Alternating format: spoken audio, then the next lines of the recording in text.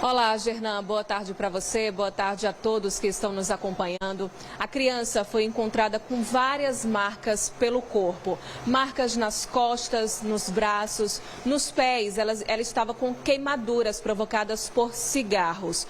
O caso veio à tona porque vizinhos ouviram a criança chorando e gritando e entraram em contato com a Polícia Militar, que foi até o local. Para a gente falar um pouco mais sobre isso, eu vou conversar agora com conselheiros tutelares do Paulista, da cidade do Paulista, na região metropolitana do Recife. Esse caso aconteceu no bairro de Maranguape. Primeiro eu vou conversar com Antônio Tavares. Antônio, a polícia chegou até essa família por meio de denúncias.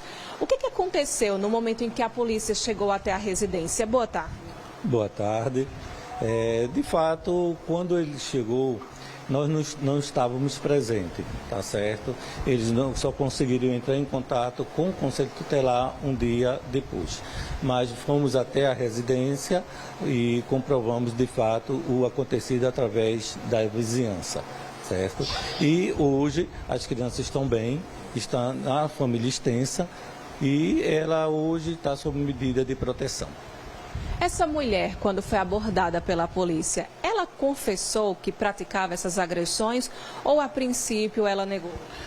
Na realidade, nós não tivemos contato com ela e nós não estávamos na delegacia no momento da prisão dela. Tá certo? Não podemos dar alguma informação sobre isso. A informação que chegou para a nossa equipe, até para explicar para o pessoal de casa, é que essa mulher teria negado as agressões. Ela não teria afirmado que tinha cometido isso com uma das filhas, de apenas 6 anos. No entanto, a polícia, quando chegou na residência, pediu para conversar com essa criança. A criança, claro, com medo de tudo que estava vivenciando, disse que as agressões não tinham partido da própria mãe. Mas aí, com jeitinho, a polícia, que já está, infelizmente, habituada com situações semelhantes, teve uma forma de dialogar com essa criança e ela acabou confessando e dizendo que realmente tinha sido a própria mãe que tinha cometido essas agressões. Vera Lúcia também é conselheira tutelar. Essa informação chegou para vocês, Vera, dessa forma como tinha acontecido? Olha, a gente recebeu a denúncia após o fato ocorrido, que foi na terça-feira, às 9 horas. Nós recebemos essa denúncia dada pela promotora. E nós fomos, em seguida, procurar. E conversando depois, a gente descobriu, com a vizinhança mesmo, né, que ela estava batendo numa criança de uma forma que não se batia nem no animal. Aí, por isso que eles fizeram a denúncia e hoje as crianças, graças a Deus, estão sob proteção. E o pessoal está vendo as imagens, ela de fato está com muitas marcas, o braço está bastante roxo, nas costas ela também tem marcas e os pés a gente consegue ver bolhas e essas bolhas seriam de queimaduras. Olha, realmente ela está muito machucada. A gente não podia nem tocar nela, que ela sentia dores. E como você falou que foi queimadura de cigarro, não foi não. Foi queimadura de isqueiro mesmo, o isqueiro aceso no pé dela, né, para queimar. Não foi o cigarro. E realmente ela está, eu acho que é melhor dizer assim, só não tem marcas na testa dela, porque no restante do corpo, todo marcado. Então foram muitas agressões. Vocês acreditam? Porque esse caso aconteceu um dia antes do feriado, no dia 14, pelo menos quando chegou a polícia, né? É o que se sabe que chegou agora no início dessa semana.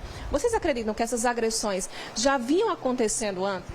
Olha, pelo aspecto da criança, eu acredito que sim. Não foi a primeira vez, eu acredito, né? Que não tenha sido a primeira vez, mediante a forma, né? Da criança falar, da criança se expressar, da criança... Ela estava de um jeito que ninguém chegava nem junto dela, assim, para tocar, ela já estava, toda dolorida, e toda roxa. Ela contou como essa mãe batia nela, se era com algum objeto, se era com a própria mão? Não. Também a gente não pode fazer essas perguntas a elas para não vitimizar mais ela, né? E a gente não faz pergunta nenhuma. A gente começa a conversar naturalmente e se ela abrir a boca e disser qualquer coisa, a gente escuta. Agora, perguntar, infelizmente, a gente não pode. Que foi inclusive o caso que aconteceu com os policiais, né? Eles fizeram algumas perguntas no começo, durante a abordagem, quando chegou a denúncia, e ela negou, disse que não tinha sido a mãe, mas depois com jeitinho, conversando, foi que ela acabou confessando. É, porque eles têm o traquejo e têm o poder de fazer essas perguntas, a gente já não tem, que é para não vitimizar mais a criança do que ela já foi. Aí isso a gente deixa a cargo dos psicólogos que conversa com eles. Agora, se eles falarem alguma coisa, a gente escuta. Agora não, ela não falou nada. Nada. E a vizinhança foi que começou a ouvir a gritaria da criança, o choro também, e se alertou, né, para que estava acontecendo alguma coisa errada e que a polícia precisaria ser acionada. Segundo a vizinhança, começou pela manhã. Muita pancada, e a criança gritando. Depois parou, normalmente parou. Aí quando foi à noite, começou novamente. Aí foi quando eles não aguentaram e chamaram a polícia. A gente não ficou a par do assunto total, porque a gente só foi acionado na terça-feira. Não foi, Tonho, na terça? Foi na terça-feira. Então, no caso, depois, né, que aconteceu esse caso, Antônio, foi que o Conselho Tutelar ficou mais a par da situação e é o órgão responsável por proteger essa criança, que infelizmente é vítima de violência e uma violência praticada pela própria genitora no ambiente familiar. Verdade. Infelizmente, na nossa sociedade, ainda há essa cultura da violência, em educar uma criança através da violência. E hoje é ultrapassado, hoje nós temos leis que punem severamente aquela família que age educando através da violência. Você acredita que nesse caso seria uma forma de educar, por isso que ela cometeu essas agressões, ou ela estava com raiva da criança, por algum motivo assim, ela agrediu essa criança? De hipótese nenhuma, a violência educa. Tá certo? Eu acredito que é muito mais da índole dessa pessoa, tá certo? Que veio agredir essa criança dessa forma. Se ela está com algum problema que precisa de outros cuidados, que procure. Se precisa de médico, ela procure. Agora não pode violentar uma criança da forma que ela foi violentada. E uma criança indefesa com apenas 6 anos. Essa mulher ela tem outra filha de 2 anos de idade. Essa outra filha também tinha sido agredida por ela ou não? Não. Não foi visto nenhuma marca na outra criança, nenhuma. Estava intacta. Você acredita, com a experiência que tem, né, trabalhando no meio, vivenciando essas realidades, tendo contato com outras crianças que também são agredidas, qual seria a justificativa? Não existe justificativa para agredir uma criança, mas nesse caso, o que é que ela alega? Ou vocês tiveram esse contato com a polícia para entender pelo menos o motivo das duas filhas ela violentar tanto uma? Não passa dentro da nossa cabeça, de fato, o que levaria uma mãe a fazer o que ela fez. Tá certo? Não tem justificativa, não tem nada que venha falar sobre esse caso. Foi maldade pura. A gente vai para o estúdio agora porque Gernan tem uma pergunta a respeito desse caso. Gernan. Ok, Renata, o que me parece é o seguinte, longe de ser uma educação com violência e cultura da violência. Realmente não se educa espancando e batendo. Me parece, Renata, eu gostaria de saber, inclusive, do Conselho Tutelar, me parece que era uma transferência, talvez, dos problemas dessa mulher, ela transferindo e descarregando nessa criança inocente. Porque nós não estamos falando de educar, de dar uma palmada, de bater, nós estamos falando de tortura. Quem educa queimando a sola do pezinho de uma criança com ponta de cigarro? Isso é tortura, é uma transferência, talvez de algum problema dela, ela estava transferindo e descontando tudo nessa criança. Me parece que é esse o caso. Eu acredito que o Conselho Tutelar possa achar também que seja esse o caso aí, Renata. É o comentário de Gernan, Antônio, a respeito dessa violência que aparenta até ser uma tortura, não é? Pela forma brutal como essa criança ela era agredida. Isso está longe de ser uma punição ou uma educação. É, de fato, uma tortura, uma violência tremenda com essa criança. Verdade, a criança ela passou por uma tortura. Isso é uma realidade, tá certo? Não foi só maus trato por violência doméstica, e sim por lesão corporal por violência doméstica. Até no próprio boletim de ocorrência, ela foi autuada em flagrante e no boletim consta, até a nota da Polícia Civil que foi repassada para nossa produção, é que foi maus tratos por violência doméstica e também lesão corporal. Isso fez com que ela passasse por uma audiência de custódia, a gente até atualiza agora o pessoal, ela passou por uma audiência de custódia, nessa audiência ela foi solta. Vocês acreditam que se no boletim de ocorrência tivesse o fato tortura, ela poderia ter sido presa? Eu acredito que não, porque o que fez ela livrar-se da prisão preventiva foi exatamente a questão do maus-trato, que não tipifica para uma prisão preventiva. Se fosse tortura, com certeza seria crime hediondo, e crime hediondo não tem fiança e nem não poderia ser solto. Agora, num caso como esse, que fica pra gente que é leigo, nós não somos, né, da área da polícia, do direito, mas a gente vendo as imagens, a forma como essa criança ficou, o próprio pé bastante machucado e tinha sido queimado, não seria o caso de uma tortura? Mas isso depende muito da visão do delegado, de quem fez a custódia, no caso um juiz. A gente não pode opinar sobre isso.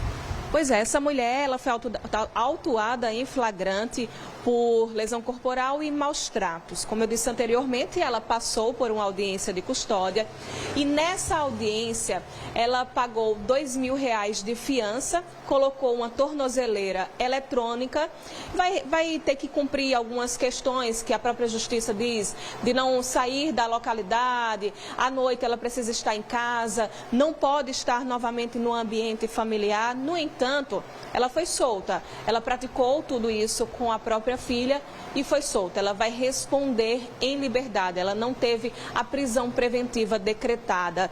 Eu queria voltar a falar com Vera, que o próprio Antônio disse, né, que ela tem outra filha, essa outra filha não estava sofrendo violência. O que acontece com essa criança agora? Também ela está sob proteção. E a mãe não pode chegar nem perto dela, nenhuma das duas. Porque fez com uma, pode fazer com a outra. Dessa vez ela não fez, mas poderia ter feito, né? Ela também está sob proteção. E é uma mulher jovem, não é? 25 anos, ela é mãe de 2 filhas, uma de 2 e a outra de 6. Jovem e, pelo visto, por algum motivo, até a Gernan comentou, se ela estava estressada, com raiva de alguma coisa, ela transferiu essa raiva para a criança. Olha, eu acho que todos nós temos um momento de loucura, né? Eu acho que ela teve esse momento dela de loucura, mas infelizmente a loucura dela foi machucando uma criança, coisa que ela não deveria fazer. Pegava prato, quebrava a casa, fizesse o que quisesse, menos fazer o que ela fez com essa criança. Porque isso é uma tortura. E das grande, não foi pequena. Agora, se fosse assim, né? A DPCA, ela tem um olhar diferenciado para certas determinadas coisas que acontecem, né? Por quê? Porque ela trabalha justamente com criança e com adolescente. Então, ela tem um olhar. E eu não sei qual seria o olhar da DPCA nesse sentido. Mas eu acho que essa senhora, na minha opinião, ela não deveria estar solta.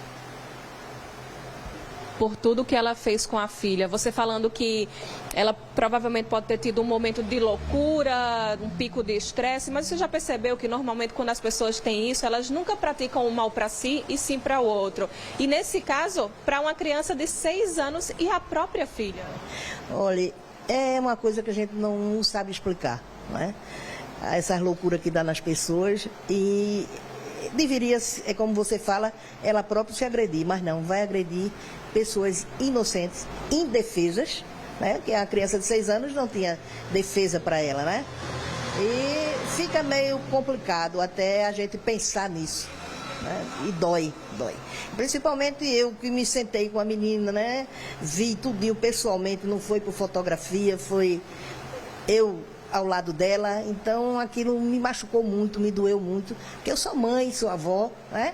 E isso machuca. E muito, não é pouco, não é muito, viu? Como é que você percebeu o comportamento? Como é que essa criança estava ao seu lado? Olha, ao meu lado ela estava legal, ela riu, ela disse que considerava o tio dela como o pai dela, gostava muito que era meu pai, é meu pai, sabe? Assim, ela estava conversando, rindo, ela riu comigo, agora na hora que eu levantava a mão, ela fazia logo assim, que era para eu não tocar nela de jeito nenhum. E às vezes, além da dor, né, caso você tocasse, era até o medo. Ela viu tantas vezes a mãe levantando a mão em direção a ela que ela pensaria que você poderia fazer o mesmo. Com certeza. Essa menina vai precisar de um acompanhamento psicológico muito sério para que ela tire isso da cabecinha dela, porque essa imagem vai ficar na vida dela. E o pezinho principalmente, quando eu estou vendo aqui agora, e chega dói, porque eu vi naturalmente, peguei no pezinho dela, olhei, aquela coisa descendo, uma salmoura, enorme, um buraco, enorme. A gente se queima rapidamente com a panela quente, uma água quente e sente uma dor tremenda. Então imagina o que essa criança não sentiu, não passou. Ela sofreu muito, mas graças a Deus ela agora está protegida, né?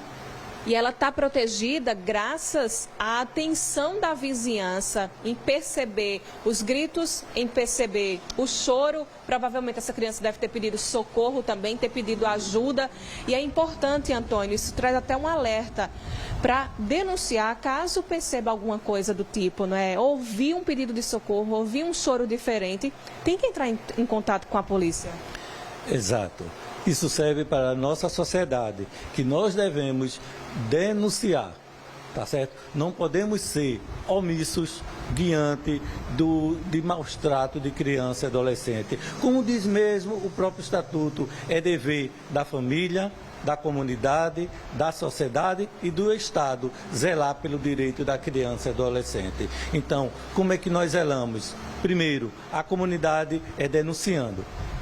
Tá certo? O seu nome será preservado, mas denuncie qualquer ato. Cabe às autoridades investigar se procede ou não procede. Não precisamos ter certeza que uma criança está sofrendo maus tratos. Só em você desconfiar já é motivo de você fazer uma denúncia.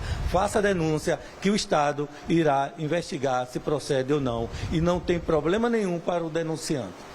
Em relação a esse caso, o que é que procedeu depois? Ela recebeu um atendimento médico? Qual o estado de saúde dela agora? Hoje ela está na família extensa e a família extensa está tomando todas as providências necessárias com relação aos cuidados médicos que ela necessita. Ok, daqui a pouco a gente vai falar um pouco mais sobre esse caso, Gernan, atualizando a situação e também sempre trazendo o alerta para que desconfiou, viu alguma coisa diferente, é importante realizar a denúncia. Como o Antônio disse, o anonimato é garantido e não precisa ter uma comprovação. Se tiver desconfiança, denuncia, porque os órgãos competentes vão realizar a investigação para comprovar se é verídica ou não a denúncia. E se for verídica, que a pessoa responsável por isso pague pelo que fez. Volto com você.